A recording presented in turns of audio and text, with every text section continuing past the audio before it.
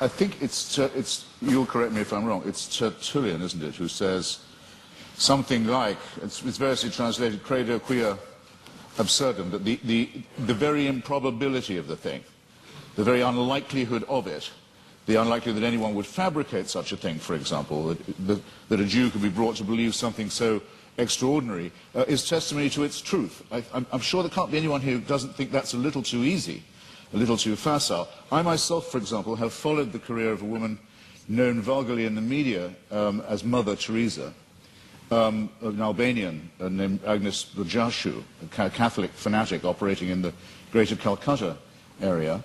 And I watched every stage of her career as a candidate for, and then the recipient of, beatification and shortly canonization. The canonization will require, and as the Vatican demands, the attestation of a miracle performed by her posthumous intercession. And the miracle's already been announced. A woman in Bengal, fortunately already a devout Catholic, by pressing a medal of Mother Teresa to her stomach, made a tumor go away, or so she says. All the witnesses to this have since recanted. All the doctors have given a much better explanation of how she was cured, of the swelling and the growth and what the medicines were and so forth, but they're still stuck with it.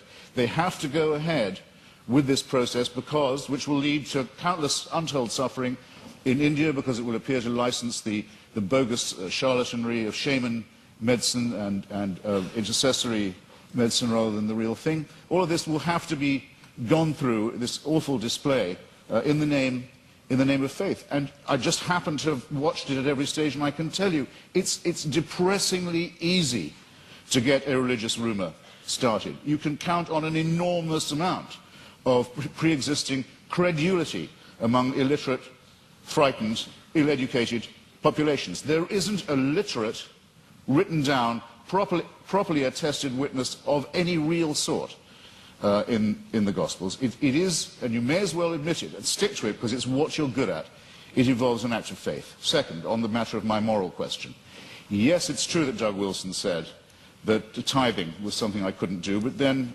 I'm not moving the goalposts here, I don't think I'd regard giving all my money to the new St. Andrew's Church as a moral act. The only challenge that I've had so far that I really couldn't get out of, I should share it with you, was I was told, well, you couldn't do this. You couldn't say, Father, forgive them for they know not what they do. No, but nor could you, as people of faith. You wouldn't dare. It would be blasphemy for you to do it. There's only one person who can do that, even on your account. So with respect, ladies and gentlemen, I think both my challenges stand. It hasn't been shown that I couldn't be a moral person despite my unbelief, and it has certainly not been demonstrated that unbelief will guarantee you against, the belief will, I'll say it again, that unbelief will ensure you against wickedness. You mentioned things like apartheid and Nazism. Well, let me just run it by you. Partly this often comes up because people say, what about the crimes and wickednesses of the secular world? The apartheid system in South Africa was actually a creation of the Dutch Reformed Church. It was justified theologically as the giving of a promised land to one Christian religious tribe, in which everyone else was supposed to be hewers of wood and drawers of water. It wasn't until the Dutch Reformed Church, under pressure, agreed to drop their racist preachments of many years that the apartheid system could be dismantled. The dictatorship in Greece in 1967 to 74 was proclaimed by the Greek Orthodox Church as a Greece for Christian Greeks. The Russian Orthodox Church at present, maybe this is one of the churches you don't recognize as Christian, I don't know, but has currently become the bodyguard of the Vladimir Putin dictatorship in Russia. They are now producing, the Russian Orthodox Church, actual icons with halos around them of Joseph Stalin for distribution to extreme Russian nationalists and chauvinists for whom the church has become the spiritual sword and buckler. In Nazi Germany, prayers were said every year on the Führer's birthday by order of the churches for his survival and well-being. The first concordat signed by Hitler and by Mussolini in both cases was with the Vatican.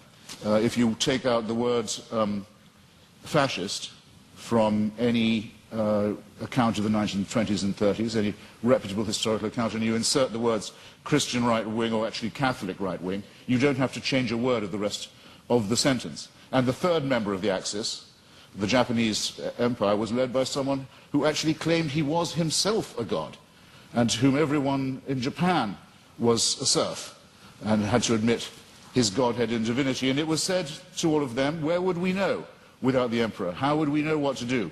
How would we know what a right action was? Without him, there would be screwing in the streets. There would be chaos. No one would know their bearings. Without our God, we would be rudderless. Many Japanese people, in fact, it's pitiful to report, still actually believe that. Now, I want to say, in other words, that religion is the outcome of unresolved contradictions in the material world. That if you make the assumption that it's man-made, then very few things are mysterious to you. If you make the assumption that religion is man-made, then you would know why, it would be obvious to you why, there are so many religions.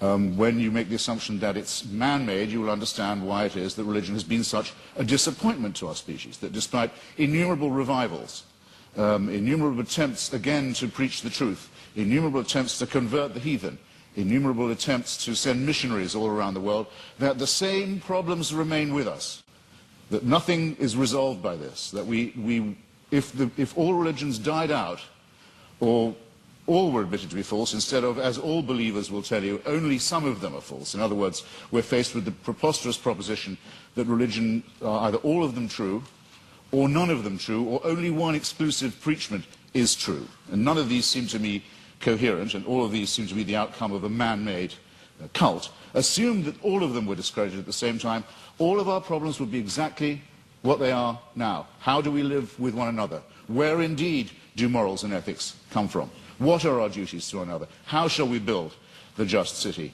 How shall we practice love? How shall we deal with the baser, what Darwin called the lowly stamp of our original origins, which comes not from a pact with the devil or an original sin, but from our evolution as well. All these questions, ladies and gentlemen, would remain exactly the same. Emancipate yourself from the idea of a celestial dictatorship, and you've taken the first step to becoming free. Thank you.